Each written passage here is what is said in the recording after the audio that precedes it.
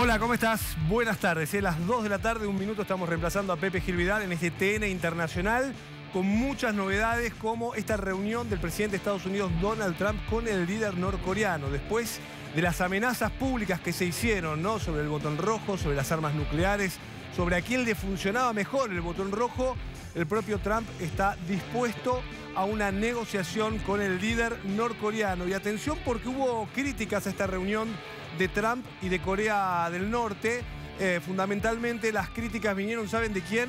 De Hillary Clinton. Hace minutos nada más, Hillary Clinton acaba de hacer declaraciones criticando la reunión entre Trump y el líder norcoreano. ¿Qué es lo que critica Hillary Clinton? Que no hay expertos diplomáticos participando de este encuentro entre el presidente norcoreano y el presidente de los Estados Unidos. Esto es lo que Hillary Clinton salió a decir en las últimas horas. Recuerden que Hillary, además de ser la esposa de Bill Clinton, el expresidente de Estados Unidos, ha sido la secretaria de Estado de Obama, con lo cual se ha metido en todo lo que es la diplomacia de los Estados Unidos para hablar de esto. Enseguida vamos a estar con Marcelo Gantelmi, que es el especialista, el que lo sabe en el diario Clarín, todos los temas internacionales, y le vamos a preguntar sobre este encuentro entre Trump y Corea del Norte.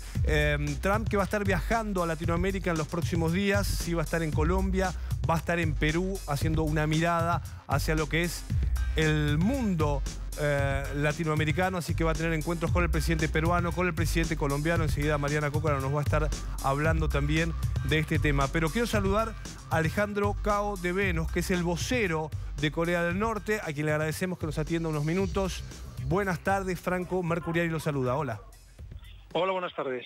Bueno, gracias por atendernos. Queríamos saber cómo se gestó esta reunión entre el presidente Trump y el líder norcoreano después de las fuertes declaraciones que hubo desde que Trump asumió la presidencia de Estados Unidos. Bueno, les puedo decir que prácticamente llevamos un año a nivel de negociaciones secretas entre ambos países, por lo que no es que se haya llegado a este momento de forma esporádica, ¿no? Ha estado muy bien planeado y mediante esos encuentros diplomáticos, sobre todo el acercamiento entre el norte y sur, se ha facilitado ya la posibilidad histórica de que se produzca este encuentro en mayo. ¿Hubo gestiones de Corea del Sur durante los Juegos Olímpicos de invierno para que esto se produzca? Sí, sin ninguna duda. De hecho, si no fuera por este acercamiento entre el norte y el sur, Estados Unidos no accedería a tener este tipo de reuniones. Por lo tanto, sin duda alguna, la parte surcoreana ha sido la principal que ha facilitado que se produzca un encuentro entre Estados Unidos y nuestra república. Bueno, sigue siendo, por lo menos para nosotros en Argentina y para mucha gente en el mundo, un misterio cómo funciona Corea del Norte. Y fundamentalmente el tema de las armas nucleares. ¿Ese es el tema principal de la agenda entre Estados Unidos y Corea del Norte, las armas nucleares? Bueno, es uno de los temas importantes, pero hay que saber que el tema de las armas nucleares viene precisamente porque se desarrolla este programa para una disuasión, para prevenir la invasión del imperio norteamericano sobre Corea del Norte. O sea, nosotros desarrollamos armas nucleares porque sabíamos que era la única forma en la que Estados Unidos no solo no nos invadiría, sino que se estaría obligado a negociar. Y así ha sido. Una vez hemos desarrollado ese arsenal nuclear, ellos están dispuestos a negociar. Pero lo más importante aquí va a ser firmar el Tratado de Paz definitivo que ponga fin a la guerra de Corea que iniciaron precisamente los Estados Unidos en 1950. Así que esperemos llegar a esa paz definitiva con ellos y que, por lo tanto, toda la región se pueda aprovechar de ese clima de distensión. Bueno, también nosotros tenemos una visión de que la situación de Corea del Norte también es complicada, que necesita ayuda internacional y que justamente está alejada de lo que es el concierto internacional de naciones. En ese sentido, digamos, ¿qué puede decirnos sobre esto? Bueno, en gran medida Corea ha necesitado determinada ayuda internacional porque es el país más sancionado del mundo. Si Estados Unidos y los países a los que él controla no hubieran implementado sanciones terribles que nos impiden el comercio internacional, no necesitaríamos ningún tipo de ayuda. Pero como han intentado asfixiar nuestro sistema, obviamente hemos tenido carencias importantes que han sido solucionadas en casi su totalidad, pero todavía a nivel, por ejemplo, de alimentación y de medicamentos de variedad en medicación para determinadas enfermedades, todavía debemos importarlas del exterior y estas sanciones nos lo prohíben, no nos permiten conseguir el dinero necesario para importar lo que necesitamos. Así que, sin ninguna duda, preferimos que no exista absolutamente ninguna ayuda y que levanten las sanciones que nos permitan comerciar tranquilamente y libremente con otras naciones. Alejandro, Corea del Norte, ¿cómo se considera como país? Digamos, desde nuestra visión no parece ser una democracia. Es una democracia, de hecho una democracia popular y una auténtica democracia, porque los supuestos países democráticos capitalistas, los que gobiernan son los oligarcas, son las personas con más poder adquisitivo que pueden pagarse grandes campañas políticas y aparecer en televisión todos los días. Aunque sean unos inútiles gobernantes o no sepan de geografía, una persona puede ser presidente de un país, incluso de Estados Unidos, con gran incultura, si tiene a grandes corporaciones y grandes empresas millonarias que pagan sus campañas. En cambio, en Corea, los representantes del Parlamento son elegidos por el pueblo desde una base igualitaria, sin una ventaja, en este caso económica, sobre sus competidores. Así que tenemos elecciones democráticas cada 5 años y son muy diferentes a las de la supuesta democracia occidental. ¿Y por qué siempre se difunde, por ejemplo, que la misma familia gobierna? Ustedes mismos difunden a veces los castigos o los crímenes que cometen contra los propios hombres del gobierno, los propios militares e incluso familiares del actual líder norcoreano. Bien, para empezar, dejar claro que sí es verdad, nuestro líder actual Kim Jong-un es hijo de nuestro anterior líder Kim Jong-il, pero él no es el presidente de la Asamblea Popular Suprema, representante, quien es el señor Kim Jong-nam, y que todas las leyes se aprueban a través del Parlamento, que está compuesto por 687 diputados. Nuestro líder no es un dictador, no es una persona que decide todo lo que quiere cuando quiere, sino que es el Parlamento popular, elegido por el pueblo, el que aprueba las leyes, el que aprueba el futuro de lo que va a ser la nación. Luego, si el máximo líder político y militar, que es el representante, en este caso Kim Jong-un, está en su poder, es porque precisamente ha sido votado por esa asamblea, por los diputados. Si él no es votado por los diputados, y si esos diputados a su vez no son votados por el pueblo, no puede en este caso gobernar o tener una fuerza de política o militar. Así que en cualquier caso, sí es cierto que pertenece a la misma familia, pero en ningún caso ha sido por herencia o dinastía, sino por decisión popular. La última, Alejandro, agradeciendo el tiempo. Hillary Clinton hizo declaraciones hace un ratito nada más, la ex secretaria de Estado, diciendo que no hay diplomáticos estadounidenses preparados para esta gestión personal que quiere hacer Donald Trump con el líder norcoreano. ¿Cómo toma esa declaración de la ex secretaria de Estado de Estados Unidos? Bueno, yo lo tomo básicamente como una envidia hacia Trump y su equipo, que han conseguido lo que no pudo llegar a hacer su marido, William Clinton, en su momento. Nosotros estuvimos a punto de mantener relaciones directas con el presidente William Jefferson Clinton, pero por desgracia los demócratas perdieron las elecciones, vino Bush y acabó con todos los preparativos para esas reuniones. Estamos hablando básicamente de los años 90, finales de los 90. Entonces, en este caso, Trump, que haya tomado una decisión, digamos, tan sorprendente y de forma tan rápida, eso le confiere a él, le da un protagonismo y sobre todo está poniendo muy altas las expectativas y eso no favorece a la campaña política del partido opuesto, que es el Partido Demócrata. Así que lo veo simplemente como una posición de envidia. No creo que sea incapaz ni que Trump esté rodeado de inútiles para que no puedan negociar. ¿Tiene fecha la reunión entre Trump y el líder norcoreano?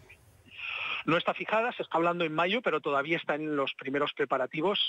Supongo que en los próximos días se podrá ir esclareciendo más información, pero es que realmente tampoco está esclarecido. Hay una especulación que puede ser precisamente en la frontera entre las dos Coreas o en un tercer país que sea neutral o que haya amparado las reuniones previas, como pueda ser Rusia o China. Gracias por estos minutos. Ha sido un placer. Es el vocero de Corea del Norte, Alejandro Cao de Venus, hablando sobre justamente el régimen norcoreano. Está Marcelo Cantelmi en TN Internacional, vamos a hablar en un ratito de Lula y demás. Marcelo, gracias por estar. ¿Cómo estás? Muy buenas tardes. Muchas gracias. Bueno, ¿te sorprendió que Trump aceptara este encuentro con el líder norcoreano? No tenía más remedio. Fíjate que si Norcorea, que es un poco el eje de una amenaza nuclear en el nordeste asiático, le ofrece una oportunidad de negociación, Trump o Estados Unidos puede quedar boicoteando eso porque lo pondría del lado del callejón. En este sentido, creo que Kim se movió con bastante astucia. Él planteó hacia la Navidad del año pasado vestido de otra manera, en un discurso bastante recordado, donde dijo aquello de que tenía el botón en el escritorio, que no era una amenaza, sino que era una realidad, un camino nuevo. ¿Y por qué lo hace? Lo hace después de haber logrado un avance central con un intercontinental que sí, efectivamente llegaba a Estados Unidos con cabeza nuclear, y que esto fue también confirmado por el propio Washington, de modo que él llegó a su punto más alto y ahí empieza a descender en esta línea que tiene un programa bastante básico, que es el retiro de los 30.000 hombres que tiene Estados Unidos en Corea del Sur, el final de las sanciones, cierta negociación para, como decía este hombre, que yo no tengo muy claro qué responsabilidad tiene como vocero, entre comillas, de Corea del Norte, pero sí efectivamente se va a avanzar a salir del armisticio a un tratado de paz real, abrir las fronteras para que haya reunión de familia, ese tipo de cosas. Pero aclaremos, Corea del Norte no es una democracia, Corea del Norte es una dictadura feudal, pseudocomunista, dinástica. Este chico es el nieto del fundador de esta dinastía, ahí no se vota nada, es muy grave oponerse a la dirección. Y el problema de su avance nuclear, notable, muy impresionante, con mucha ayuda de China, digamos la verdad, y de Rusia, el problema, el costado grave que tiene es que uno no sabe bien qué responsabilidad hay, hacia dónde se va a transferir ese conocimiento. Corea del Norte lo obtiene de Pakistán originalmente, aliado a Estados Unidos, y puede llegar a terminar en manos de uno no sabe qué, de modo que siempre es bueno negociar con esta gente, pero entendiéndolo, sí, desde ya como una dictadura. ¿Coincidís en ese sentido con lo que dice Hillary Clinton, de que es irresponsable una negociación del propio Trump con el líder norcoreano y que no hay, digamos, una diplomacia preparada en este momento para esta reunión? No, Estados Unidos perdió prácticamente todos sus especialistas en la Cancillería, e incluso el actual canciller Rex Tillerson no es un hombre considerado dentro del círculo más importante del presidente Trump. A fin del año pasado parecía que lo iban a echar, él no quería ser el primer canciller en irse antes de un año, por eso ahí lo tenemos, pero es claro que no participa en las reuniones de estrategia. Digo, esta es la diplomacia que tiene Donald Trump. Hace pocas horas Mike Pence y otro funcionario comentó que la decisión la tomó Trump por su cuenta, abiertamente, y de aceptar la invitación. Naturalmente no podía decir que no, pero es muy claro que si el presidente de la mayor potencia económica y militar del mundo va a correr por medio mundo para sentarse con este caballero, cuyo país realmente es bastante pigmeo, más allá de los avances científicos que demuestra, digo, no parece una victoria de Estados Unidos, parece más bien un empate si uno quiere ser benevolente, pero realmente le ha salido bastante bien. Marcelo, quiero preguntarte varias cosas, pero una, ¿hubo ya encuentros entre algún líder norcoreano y algún presidente de Estados Unidos? ¿Hay algún antecedente a este encuentro? Expresidente sí, estuvo Jimmy Carter ahí negociando, porque hay 3 norteamericanos todavía en manos de la dictadura, así que siempre ha habido negociaciones para liberar, en un momento fueron exitosas, en otras no, pero no, esta es la primera vez en la historia que un presidente en funciones se reúne con un líder de la dinastía coreana. Es algo, digamos, histórico en ese sentido, más allá de los riesgos. Y Esta Marcelo, es la versión de bolsillo de la reunión de Nixon con Mao Zedong, digo, la versión para la cartera a la dama. y para que todos entendamos también, Marcelo, lo que implica este encuentro, Corea del Sur está buscando, digamos, ¿por qué Corea del Sur fue quien gestionó de alguna manera esta relación o este acercamiento con Estados Unidos? ¿Cuál es el interés de Corea del Sur? ¿Terminar con la dinastía? Sí. ¿Que sea una democracia Corea del Norte? ¿Acercarse ahí?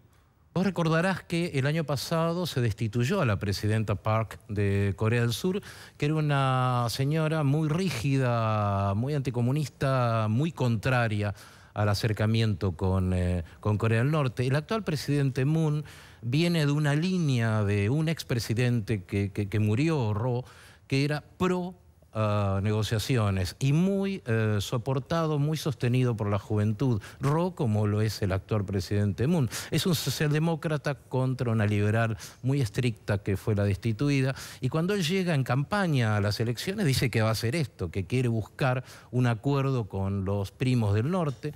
Lo emprende, Kim lo maltrata todo el tiempo, lo basurea realmente, lo insulta muy mal. Moon queda casi en el aire aire, sin su escalera. Y finalmente, cuando se producen los Juegos de Invierno, aparece la oportunidad de la negociación. Si esto realmente sucede, si hay una negociación de este tipo, el premio lo debería llevar el presidente Moon, ciertamente. Gracias, Marcelo. Ya volvemos con vos, con Marcelo Cantelmi, pero también tiene datos para aportar Mariana Cócaro. Mariana, buenas tardes. Buenas tardes, Franco. Sí, lo que te quería mostrar ahora en este momento es por qué Corea del Norte es una amenaza para los países principales de Occidente. Vamos a ver en una placa que preparamos estas imágenes de las bases militares que tienen misiles, bases de misiles y sitios nucleares de Corea del Norte. Vamos a encontrar 5 bases de misiles y 2 sitios nucleares, que son los que tienen los circulitos, el símbolo nuclear.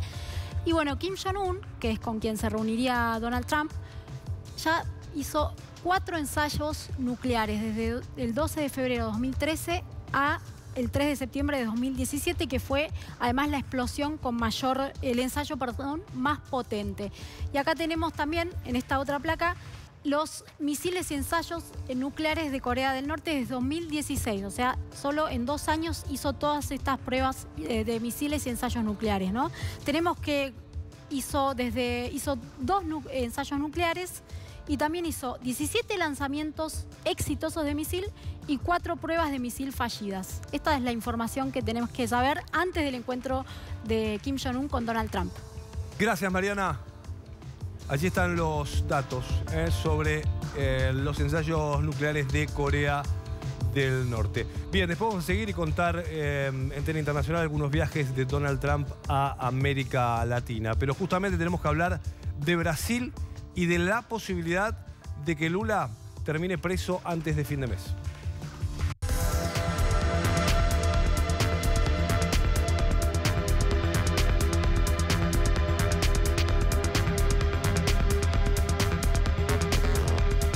Bueno, y nos vamos a Brasil, vamos a saludar a Eleonora Gosman, que ya está en comunicación con nosotros. Eleonora, un placer tenerte, es la corresponsal del diario Clarín allí en Brasil, en la ciudad de San Pablo, en Brasilia. Bueno, en todo lo que ocurre en Brasil está Eleonora para contarlo. ¿Cómo estás, Eleonora? Buenas tardes.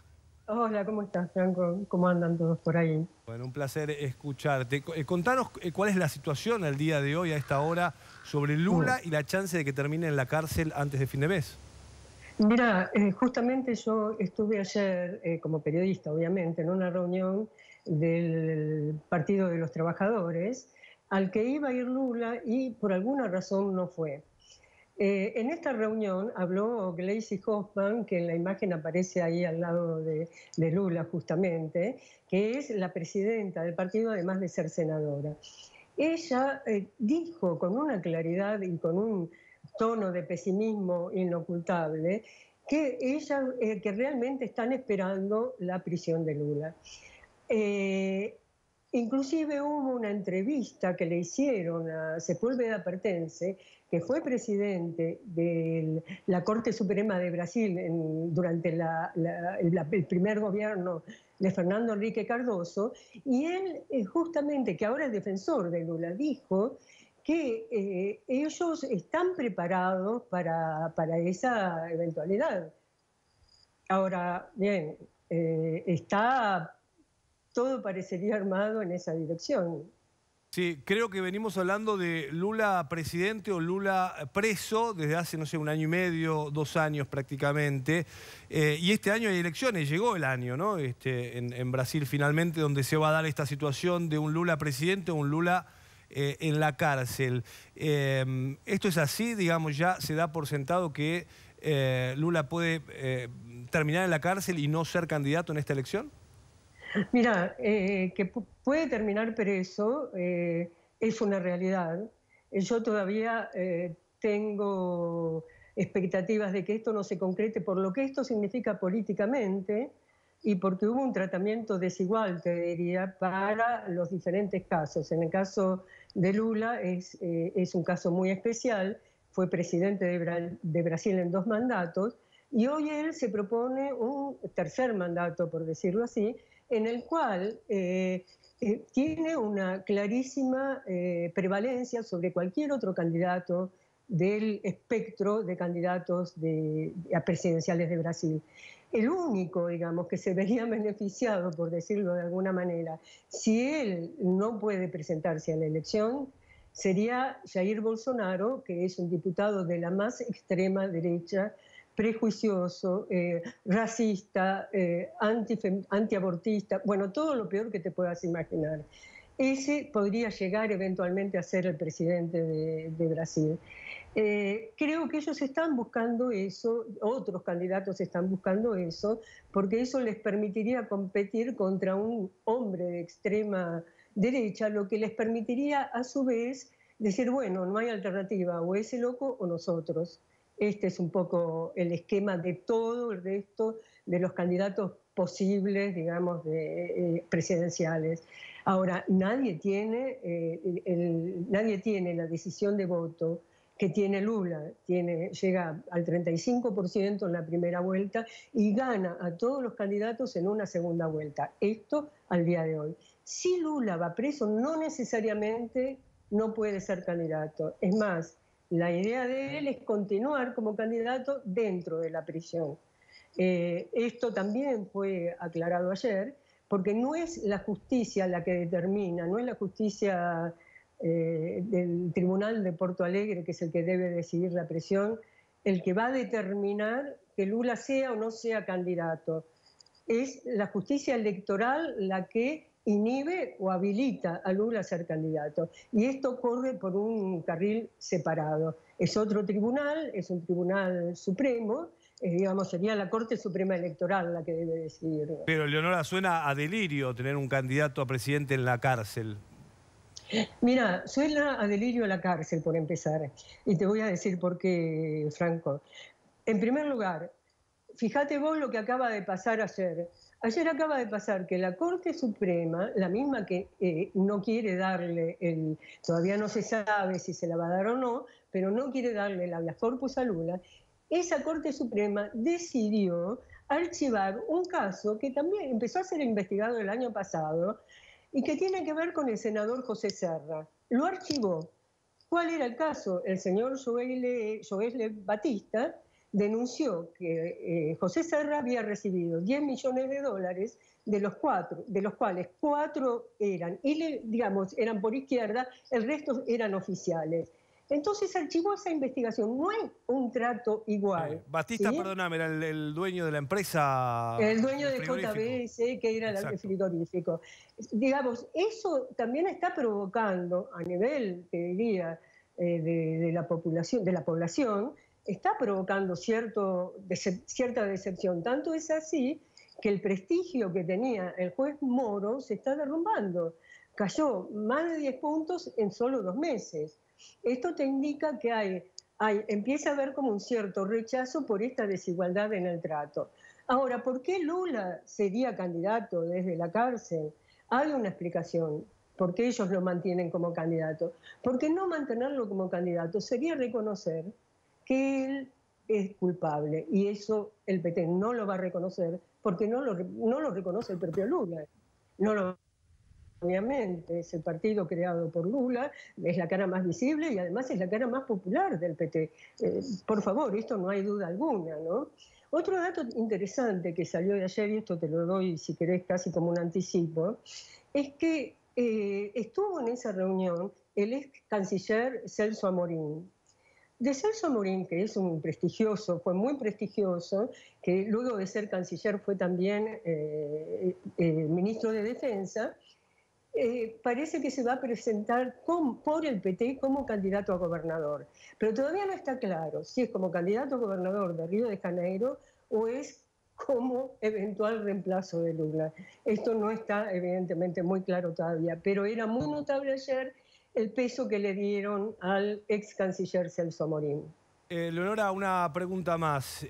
¿Cómo percibís vos el clima, la gente, la elección, Lula preso? Yo lo que recuerdo de las últimas visitas a Brasil es que la salida de Dilma provocó, y sobre todo la primera, lo que parecía ser una detención de Lula, había provocado la gente en la calle, manifestaciones, pero después todo eso fue cambiando, se fue calmando y había como cierta indiferencia a que Lula pueda terminar preso o incluso a la destitución de Dilma. hoy, digo, que es un año electoral además para Brasil, ¿cuál es el clima de la gente? Pero mira, Franco, pensá lo siguiente. Todas las encuestas están dando que Lula tiene 35%. ¿Sabes cuánto le dan? El candidato que le sigue, que es precisamente este hombre de extrema derecha, tiene 16%, ¿sí? El candidato Alckmin, que está en el mismo nivel que el resto de los candidatos y que para mí era casi como hombre puesto, por decirlo de alguna manera, presidente puesto quiero decir, tiene 6 a 7% de las intenciones de voto. Esto te dice todo. Puede que la calle no se manifieste de una manera abierta, pero ¿qué te está diciendo cuando se hace una encuesta y te dan estos datos? Algo creo que está más o menos claro. ¿Cómo va a reaccionar la gente en la calle? Y eso es muy difícil de saber. Entre otras cosas porque el tema es cómo va a reaccionar el propio PT frente a eso. Si van o no a promover movilizaciones. Eso realmente no está claro todavía porque aún tienen como una especie de hilo de esperanza de que Lula no vaya preso. Gracias, Eleonora.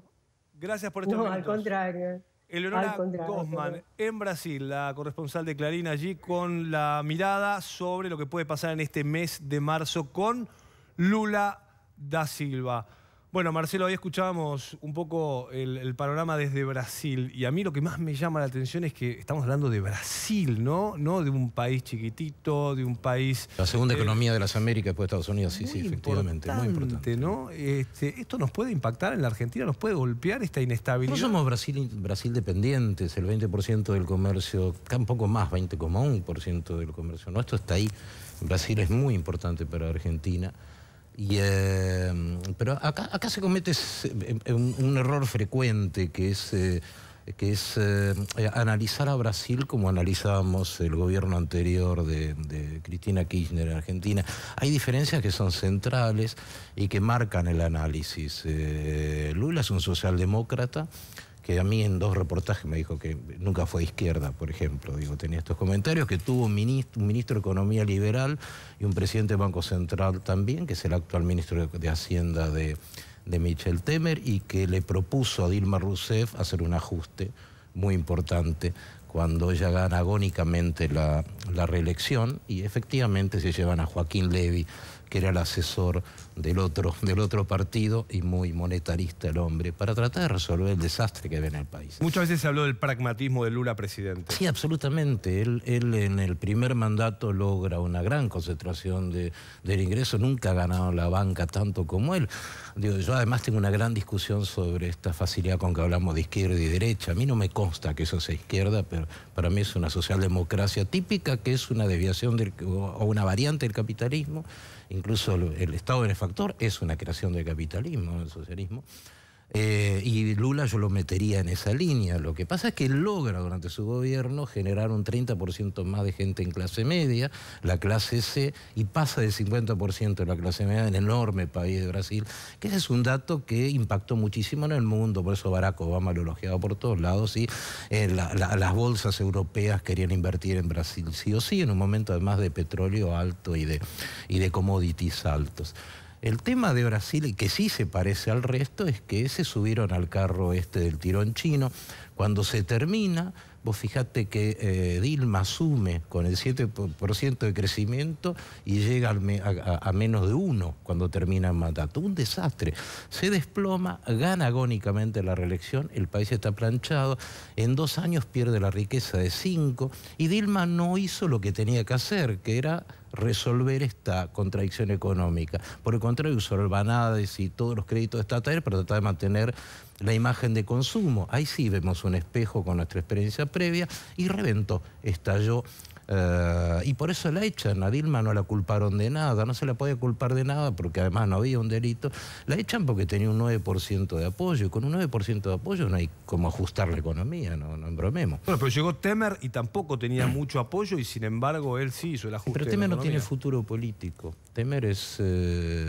Cuando yo lo entrevisté, una cosa que me llamó mucho la atención era lo enorme que le quedaba el sillón, y lo digo con todo respeto, pero realmente daba la impresión de que este hombre que fue vicepresidente de Dilma, que acompañó durante añares al PT, que también debía conocer como el PT, lo que se corría por debajo, porque un error en el análisis es suponer que ni Lula, ni Dilma, ni Temer sabían que se estaba produciendo el escándalo más grande de corrupción de la historia de Brasil con Petrobras y estas empresas privadas que lucraban y robaban del erario público para hacer licitaciones. Es imposible creer que no. No me consta que Lula sea corrupto, como tampoco Dilma, pero sí que lo vieron pasar y lo dejaron funcionar. Tal vez Temer, no para enriquecerse ellos, digo, no, no es como Lula, acá pero no hay... sí para enriquecer los partidos políticos. Lula no tiene hoteles, tenía obra pública propia. Y Dilma tampoco, digamos. Y Dilma tampoco, Dilma para nada. No es millonaria. Dilma fue un ineficiente presidente, manejó muy mal el país. Pero claro, le tocó además la caída, como acá, del tirón. Digo, desaparecieron los precios altos y se encontró con un verdadero hueco fiscal, pero no tuvo habilidad para manejar, porque vos sos bueno liderando cuando las cosas están mal, van mal, no cuando están bien. Claro. Y ahí no tuvo habilidad. Marcelo, y volviendo a Brasil y este año, porque ya vienen las elecciones en Brasil, esto es lo más llamativo. Es gravísimo, lo que dijo Leonora es central. Yo acá tengo números de la última encuesta. Lula tiene 33,4%. Si las elecciones fueran hoy, le gana 44-22 al gobernador de San Pablo, del PSDB, el partido de Fernando Henrique Cardoso, Geraldo Alckmin. 44-22. 44-22. Y le gana 44-25 a este fascista de Jair Bolsonaro, que es un diputado de Río de Janeiro, un hombre que uno de sus lemas es Pinochet debió matar más. Que puso un cartel en su oficina dedicado a las familiares que buscan su desaparecido de la dictadura militar, quien busca huesos un perro, decía Qué terrible. es un animal. Me asusta que tenga un 25% de intención de voto. Este hombre, si vos lo corres a Lula, que yo acá hago una línea. Es cierto lo que dice Leonora, en el sentido de que es mucho más benevolente la justicia, muy politizada de Brasil, no embromemos, con Temer o con Eduardo Cunha. Eduardo Cunha, que la hecha Dilma, estaba hasta acá en corrupción y ahí siguió. Es mucho más benevolente con esta gente que con el PT, que también tiene culpas. No embromemos, pero si vos lo sacás a Lula, este señor Bolsonaro aparece arriba en todas las encuestas. Es un equivalente, como te diría, a Salvini, a Matteo Salvini, que acaba de aparecer su coalición la más votada en Italia. Ahora, este hombre que reaparece, Bolsonaro, ¿es nuevo en la política? Lo pregunto en el siguiente sentido, digo, si la gente está tan cansada de la corrupción, de lo que se ha gobernado, ¿cómo nos surge algo nuevo con la bandera de la transparencia, con la bandera de que va a cambiar? ¿Por qué se sigue discutiendo entre los que ya están, como dijiste vos, hasta acá, todos? Brasil está en el mundo y el mundo le está pasando esto. Es una lamentable deriva.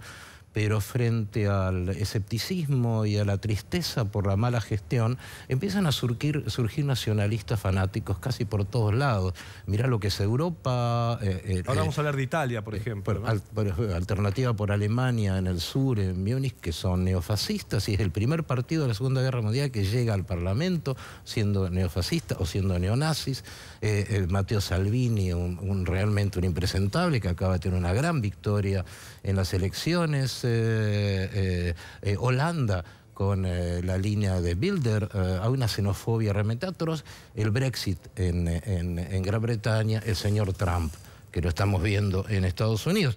Ahora, este hombre es Jair Bolsonaro, no es muy conocido, él tiene un partido, es el Social Cristiano, es un ex militar, él elogia enormemente a la dictadura militar y acaba de defender públicamente a una suerte de Menéndez, que tuvo un gran torturador que tuvo la dictadura militar. Él considera que la tortura es un método que hay que defender. Este es el discurso, y con este discurso va al frente Bolsonaro y está logrando tener una adhesión muy importante. Es terrible.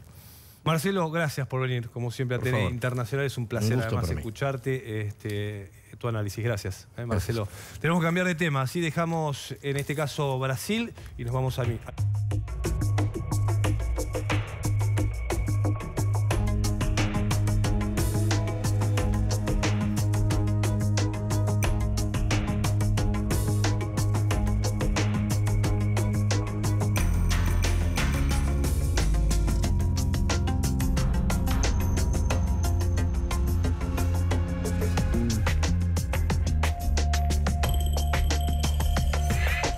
Bueno, ahí veíamos, ¿no?, el título en pantalla de la situación de Venezuela. Claro, Maduro convoca a elecciones y hay un porcentaje de electorado que se tuvo que ir, que se exilió de esta Venezuela, no solamente en crisis, sino en un drama humanitario de enormes dimensiones. Y vamos a hablar justamente con un consultor político que se llama Jesús Seguía, es el presidente de Dating Corp y que ha medido algunos datos sobre el electorado venezolano. Gracias por estar en TN Internacional. Franco Mercuriay los saluda. Hola. Saludos cordiales. Bueno, ¿qué es lo que han podido medir ustedes respecto al electorado venezolano, que ya no está en Venezuela? Sí, efectivamente. De Venezuela se ha ido una cantidad superior a los 4 millones de venezolanos, en su inmensa mayoría profesionales universitarios. Casi el 71% de los que se han ido son personas que tienen un nivel de educación superior completa o incompleta, pero es un nivel de educación superior que denota una fuga de talentos gigantescos en Venezuela, lo cual es muy grave para el futuro del país. Y en segundo lugar tenemos pues que esa mayoría de los que se han ido son personas mayores de 18 años, por tanto son electores, en su inmensa mayoría, porque hay algunos que son extranjeros que también se han ido. Pero la mayoría son electores venezolanos. La cuarta parte de la población venezolana abandonó el país. ¿Y a dónde fueron? Mira, la mayoría de los venezolanos se ha ido para Colombia. Más del 35% ha tomado como destino a Colombia, pero a Sudamérica en general es una cifra superior al 71%.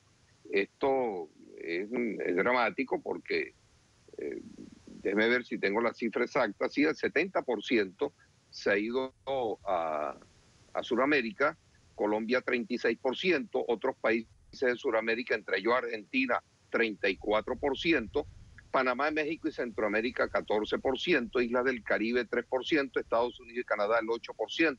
Y Europa el 5% aproximadamente. Todas estas son cifras aproximadas porque como no hay cifras confiables o estadísticas confiables desde el punto de vista institucional, porque el gobierno venezolano no aporta cifras, los demás países aportan algunas cifras, pero recordemos que muchos de los que han retornado o muchos de los que se han ido son personas que, por ejemplo, colombianos en Venezuela, se estima que hay más de 4 millones de colombianos, 3, 4 millones de colombianos que tienen años viviendo en Venezuela, conservan su pasaporte colombiano y regresan a Colombia con su pasaporte colombiano. Por lo tanto, no puede contemplarse como un inmigrante venezolano. Así pasa en todas partes del mundo, donde han ido muchos venezolanos y extranjeros. Y lo importante de todo esto es que eso está generando un desquiciamiento del funcionamiento social del país y ha creado problemas también en otros países.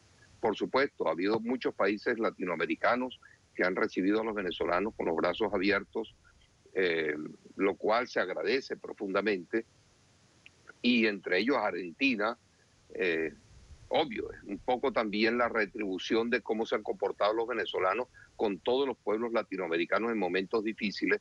Recordemos que cuando las dictaduras argentinas estaban en pleno apogeo, Venezuela recibió con los brazos abiertos a decenas de miles de argentinos, igual que chilenos, igual que brasileros, peruanos, en fin, de toda América Latina. Venezuela siempre fue su casa y lo seguirá siendo por mucho tiempo en el futuro. Así que esto ha sido pues un acto de solidaridad que agradecemos profundamente Jesús, con todos los países latinoamericanos. Quería preguntarle también, porque bueno, están pasando situaciones donde también hay países que están buscando aislar a Venezuela. De hecho, se viene ahora la cumbre de las Américas en Perú, donde va a viajar el propio presidente de Estados Unidos, Donald Trump, y donde aparentemente hasta hoy Venezuela no está invitada, ¿no? Venezuela no va a ser parte este año de la Cumbre de las Américas, Nicolás Maduro no está invitado. Hay críticas incluso de Naciones Unidas a Venezuela porque no deja ingresar ni siquiera a veedores internacionales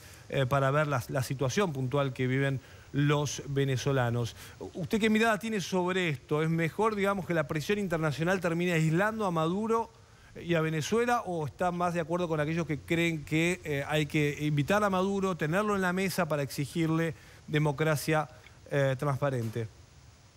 Mira, invitar a Maduro o no invitarlo no va a cambiar para nada la situación del país. No invitarlo en todo caso es un reflejo del nivel de aislamiento en que ha entrado el gobierno venezolano.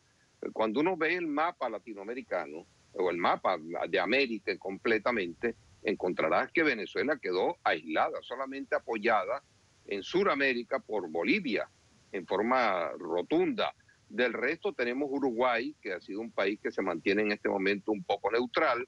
Tenemos Ecuador, que a pesar que era un aliado antes, está en forma neutral. Tenemos la Guayana Francesa y Surinam, que se mantienen en una posición equilibrada. Del resto, todos los países de Sudamérica han estado enfrentados al gobierno venezolano. Igual pasa con Centroamérica, con excepción de El Salvador, que mantiene una posición neutral y que antes eran grandes aliados. Del resto no hay más nada. Venezuela está aislada en América y en Europa ni hablar, porque toda Europa, con excepción de Turquía y Euroasia, en el caso de Rusia y algunos países como Bielorrusia, del resto Venezuela está aislada. Cuenta, sí, internacionalmente con factores importantes que no se pueden descuidar, como son la China, como es Rusia, como es, bueno, Corea del Norte, Siria, Turquía, y hasta ahí llega, pues prácticamente. El resto se mantiene un poco neutral. De manera que yo creo que a Maduro le viene un escenario sumamente difícil en este proceso electoral que se ha convocado, en el cual yo soy partidario que hay que ir a votar.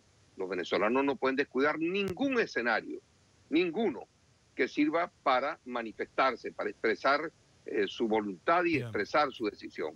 Entonces, Nicolás Maduro, hasta el 20 de mayo, cuando se hagan estas elecciones, será un presidente legítimo en forma relativa. A partir de allí pasa a ser un presidente desconocido prácticamente por el resto del mundo. Bueno, toda una definición de los aliados que hablamos. O sea, ¿cree usted que a partir del 20 de mayo Maduro será ilegítimo producto de elecciones fraudulentas? No, yo no creo eso. Créeme que si los venezolanos salen a votar masivamente y mantienen un padrón electoral y un resguardo correcto de los votos, con unos testigos blindados para que no sean sobornados o amenazados, si la oposición garantiza que los venezolanos salgan a votar masivamente, créame que no hay trampa que valga en Venezuela. Maduro pierde esas elecciones. Lo podemos decir de la manera contundente, obvio, en los límites que tenemos de tiempo en un programa de televisión no es manera de demostrarlo con lujo de detalles, pero está comprobado que no hay manera que Nicolás Maduro gane con un país que salga a la calle a votar. Bueno, con respecto a esto, Maduro no cuenta más. Con respecto a esto, digo, la oposición hace algunas horas nada más terminó conformando un nuevo bloque con un nuevo nombre que se llama Frente Amplio Venezuela Libre. Entonces le pregunto, es decir, ¿toda la oposición ya va a estar dentro de este Frente Amplio, incluso los que no estaban de acuerdo con participar de estas elecciones? Sí, este es un Frente Amplio que se construyó de manera correcta, adecuada, es uno de los más grandes aciertos que ha tenido la oposición porque están incluidos exchavistas importantes en ese movimiento. Este es un movimiento de unidad nacional verdadero, con todos los factores políticos, incluyendo los de la Mesa de la Unidad Democrática, que ha sido la representación formal de la oposición. Ahora están mucho más personas que los que conforman la MUT. Y esto es un avance, y esto no contradice para nada el escenario electoral que tenemos enfrente. Yo creo que las dos cosas son importantísimas y forman parte de las luchas pues, que tienen que dar los venezolanos en estos momentos. Gracias por estos minutos, Jesús Seguía, muy amable. Estamos a su orden, saludos cordiales. Bueno, el consultor político con este dato, ¿no? 30% del electorado venezolano exiliado de Venezuela. La cuarta parte de la población venezolana fuera del país después de esta década del régimen chavista. Y Mariana Cócaro tiene más datos. Mariana, te escuchamos. Sí, Franco, uno de los problemas por los que la gente decide emigrar de Venezuela es la crisis hospitalaria, la crisis de salud, la falta de insumos y medicamentos. Por esta razón, te voy a mostrar un tuit en el que la Cruz Roja de Venezuela pide permiso al gobierno para que ingresen insumos y medicamentos de países vecinos, países hermanos, le dice, sociedades hermanas. Bueno, este pedido todavía no tuvo respuesta, pero bueno, ellos lo que quieren es que se pueda distribuir medicamentos que estén permitidos, que ingresen y que puedan llegar a los venezolanos que necesiten. Claro, hasta ahora había por parte de Naciones Unidas ese reclamo a Maduro puntualmente para que dejen ingresar, ¿no?, a veedores de Naciones Unidas al país. Dijo, si no tienen nada que esconder, déjenos estar ahí. Y en el caso de Cruz Roja todavía no hay respuesta. Todavía no hay respuesta. Y bueno, una de las cosas que escuchamos cada vez que vienen venezolanos a nuestro piso, venezolanos que decidieron venirse a vivir a la Argentina, es que tratan de enviar, por más del poquito que sea, medicamentos hacia Venezuela a través de valijitas, digamos, la migración hormiguita de medicamentos para Venezuela, porque realmente es muy grave, faltan medicamentos de todo tipo. Ya hemos tocado en TN Internacional en distintas semanas esta crisis y bueno, y todavía el gobierno no da respuesta y sigue negando esta crisis hospitalaria y de medicamentos. Gracias, Mariana. Seguimos atentos.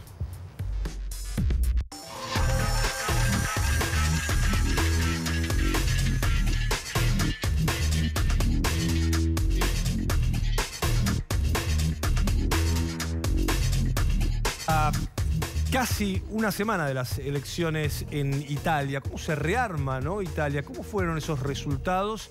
Y a partir de ahí, ¿cómo será el armado político después del resultado electoral? Hemos invitado a un corresponsal, un colega italiano, para darnos detalles. Guido Gasoli, gracias por estar en TN Internacional. Gracias Hola. a ustedes por invitarme. Bueno, ¿qué ha dejado este resultado electoral para Italia? ¿Qué va a pasar en los próximos meses? Sí, bueno, esto es verdaderamente la pregunta del millón que va a pasar en los últimos meses. Acordate que somos el país de Maquiavelo, además de todo. Entonces, claro. ¿qué va a pasar? Pero el resultado ha sido absolutamente contundente. Se podría reducir en este eslogan: Tercera República, allá vamos. Porque lo que ha demostrado esta elección, que ha sido la primera para formar un nuevo gobierno, luego de 4 gobiernos elegidos por decreto presidencial, ha sido que los viejos partidos y la vieja agrupación política están en su fin. Ha surgido lo que se puede decir un populismo por parte del movimiento 5 Stelle, el movimiento 5 Estrellas, sí, un movimiento hecho por Beppe Grillo, disculpame, a veces me sale la argentinada. Es Grillo. Es Grillo. Beppe Grillo, un cómico italiano, personaje de la televisión. Él hizo este movimiento en 2009 y tuvo un éxito impresionante porque se presentaba como la antipolítica en general. Al mismo tiempo, la Liga, que había colaborado con los gobiernos de Berlusconi, perdió el liderazgo de Bossi y vino Matteo Salvini. Entonces, la que antes se llamaba Liga Norte, ahora se llama Liga, y el resultado fue uno de los más impresionantes porque ya se esperaba que el movimiento 5 Estrellas ganara las elecciones. La Liga, disculpame, pasó del 7 al 15% de los votos.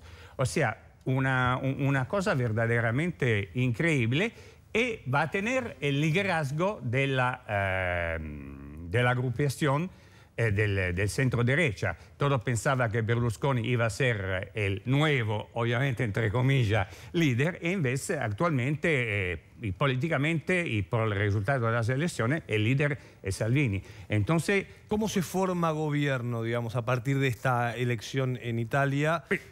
Sí, son pasos que creo que van a empezar el lunes. El presidente Mattarella, que recuerdo a todos es un gran constitucionalista, experto de constitución y verdaderamente un hombre político 10 puntos, va a recibir todos los secretarios de las agrupaciones y de los partidos, después va a brindar la tarea de formar el gobierno, que generalmente se hace con el partido o la agrupación que más tuvo voto, Y luego, si después de recibir a todos los secretarios de los otros partidos, el delegado de formar el nuevo gobierno lo puede hacer, a este punto la Cámara y el Senado van a votar y van a dar la aprobación. Lo que nos cuesta por ahí entender desde la Argentina es esto de cómo forman gobierno.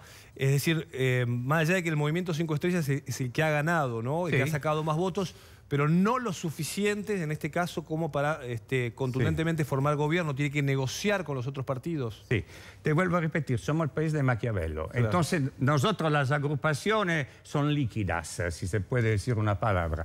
Y además, en Italia pasa algo que acá en la Argentina se conoce como el título de un disco de Fito Páez y Luis Salinas, Enemigos íntimos. Claro. O sea, la persona que en las campañas electorales se han dicho de todo, de golpe y porrazo se encuentran aliados para formar gobiernos. Y en este sentido, digamos así, políticamente la cosa que podría tener una larga mayoría sería una alianza entre el Movimiento 5 Estrellas y la Liga de Salvini. O sea que Italia, populismo, allá vamos. Populismo a la derecha sería. Guido, quiero hacer una pausa, porque necesitamos una pausa muy breve, ahora volvemos. Y quiero preguntar justamente por Berlusconi, por este cómico que, más allá de que no ha sido el candidato, su partido ha conseguido la mayoría de los votos. Pausa en TN Internacional y ya venimos con más Italia.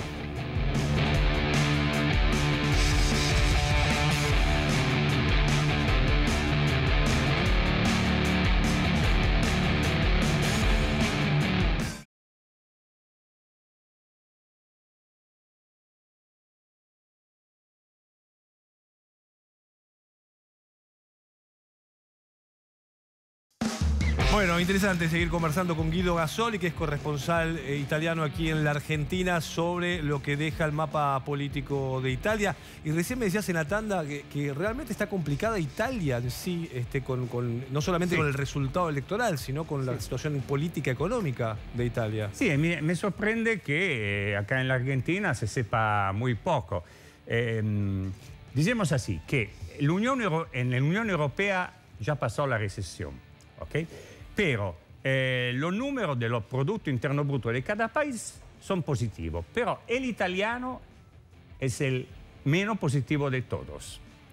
Además, esto todo empezó en el año 2001, porque con la entrada de Italia en el área euro, de golpe y porrazo, en un segundo, a partir de las 11:59 del 31 de diciembre a las 12:01 del 1 de enero, con la introducción del euro, los sueldos en Italia perdieron el 50% del poder adquisitivo.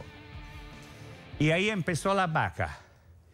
Ahora estamos en un país que nunca supo hacer un sistema Italia, y eso es el pecado más grave. Estamos en un país con una economía estancada, donde los sueldos se bajaron aún más porque se han hecho cambios. Se ha hecho una reforma jubilatoria muy importante, hecho por estos 4 gobiernos nombrados por el presidente Napolitano, y se ha hecho también una reforma laboral que es increíble. O sea que hoy como hoy los derechos de laburo del trabajador se han reducido de mucho. Un trabajador puede ser despedido y recibe 4 o 5 sueldos como indemnización y nada más. Y se acabó. Y Guido, digamos, lo que pase en los próximos días con el nuevo primer ministro, ¿va a ser la primera vez que este movimiento 5 estrellas, recordémosle a la gente, no ni la derecha ni la centroizquierda, digamos, un partido nuevo del 2009 de este cómico, que por primera vez podrían ellos formar gobierno? Sí. Los enemigos íntimos, el Movimiento 5 Estrellas y Salvini, bajan un poco y cambian alguna postura. Por ejemplo, es obvio que Salvini no puede ver que el Movimiento 5 Estrellas mire con mucha simpatía a Venezuela de Maduro. Pero tampoco el Movimiento 5 Estrellas puede ver el racismo xenófobo del movimiento de Salvini. O sea, tienen que bajar ambos de revoluciones, ¿viste?, para poder formar un gobierno. Es una hipótesis que Salvini no dijo y declaró muchas veces: yo con los 5 estrellas nunca voy a formar gobierno. Pero en Italia, de tanto hablar de una cosa, al final se realiza el exacto opuesto. Entonces esto quiere decir que al final algo va a pasar, porque si no, ¿qué hipótesis tenemos? Un centro derecha que tiene un 34% de los votos que pueda gobernar con algunos del Partido Democrático, es una cosa imposible. ¿Cuánto tiempo tiene el presidente para formar este nuevo gobierno? Todo el tiempo que necesite. Yo creo que pero antes de Pascua no se pueda tener ningún tipo de solución y las elecciones adelantadas, otras elecciones, para mí va a ser un error gravísimo porque en ese sentido la demostración de Italia es que cuando en un lapso muy breve se vuelve a votar, los partidos que han obtenido la mayoría de los votos van a ser más fuertes. Entonces, claro, esta hipótesis que yo acabo de decirte, al final puede ser la única potable. Guido, gracias por estar en TN Internacional. De nada, gracias a ustedes por invitarme. Un placer escucharte. Un gusto. Estamos cerrando las 3 de la tarde, TN Internacional. Ustedes siguen, por supuesto, con la continuidad de Todo Noticias. Llega a Cámara del Crimen.